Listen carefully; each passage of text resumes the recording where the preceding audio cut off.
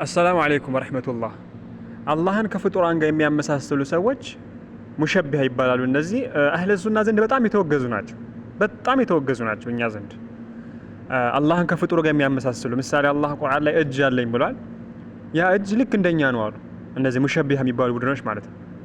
ሙሸቢሃ የተባሉት ለምንድን ነው? አላህን ከፍጡር ጋር ስለሚያመሳስሉ፣ ከሰው ጋር ስለሚያመሳስሉ እና አላህ እጅ አለኝ ብሏል። ስለዚህ አላህ እጅ ልክ እንደኛ ነው ብለው ቁጭ አሉ። በቃ ልክ እንደኛ ነው፣ ምንም ልዩነት የለውም ማለት አላህ እግር አለኝ በለክ ልክ እንደኛ ነው፣ ፊት አለኝ ብሏል ልክ እንደኛ ነው ብለው ቁጭ አሉ። እነዚህ ሙሸቢሃዎች ይባላሉ፣ አላህን ከፍጡር ጋር የሚያመሳስሉ። ግልጽ ነው። ነገር ግን የአህለ ሱና ወልጀማዓ ትክክለኛ የሆነ ንጹህ የተጣራ የሆነ መንገድ ማለት የትኛው ነው? አላህ ለራሱ ያጸደቀው ማጽደቅ፣ ግን ከማንም ጋር ሳያመሳስሉ። ምሳሌ አላህ እጅ አለኝ ብሏል፣ እናጸድቃለን።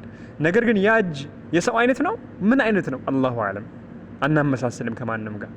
እንዴት ይተውን አናቅም፣ እኛ ከይፍያውን አናቅም። አያችሁ፣ እኛ ልክ እንደ አህባሽም ደግሞ አላህ ለራሱ የነገረንን ጠምዝዘን ደስ ያለንን እየተቀበልን ደስ ያለን እየጣልን አንሄድም። ምሳሌ አላህ ሀይ ነው ወይ ሲባሉ አህባሾች አሃ ምን ጥያቄ ያለው አላህማ ሀይ ነው ይላሉ። እሺ እናንተስ ሀይ አይደላችሁም እንዴ ሲባሉ የአላህ እንዴት ነው? አያችሁ፣ ሌላውን ሲጠመዝዙ ነበር። ያላ ይሄንን ጠምዝዙ ሀይነቱንም ጠምዝዛችሁ ወደ ልትወስዱት ነው ሲባሉ የአላህ ሀይነትና የኛ ሀይነት አንድ አይደለም ይላሉ።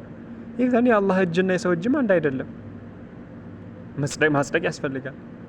ባጭሩ እኛ ልክ እንደ አህባሾች አላህ ለራሱ ያጸደቀውን ቆልመን ጠምዝዘን ምንፈልገውን እየጣን ምንፈልገውን እየያዝን አንሄድም። አህለ ሱና እንደዚህ አይደለም።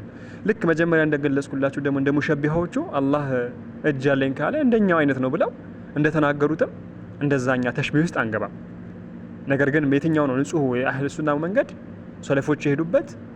ለአላህ ለራሱ ያጸደቀውን እናጸድቃለን። ግን ከይፍያው እንዴት ምን አይነት ነው ከተባልን ግን አላሁ አለም ከይፍያውን እኛ አናውቅም። ከማንም ጋር ደግሞ አናመሳስልም። ምክንያቱም ለይሰ ከሚስሊሂ ሸይኡን ወሁወ ሰሚዑል በሲር ስላለ ማለት ነው። ሀዛ ወላሁ አለም።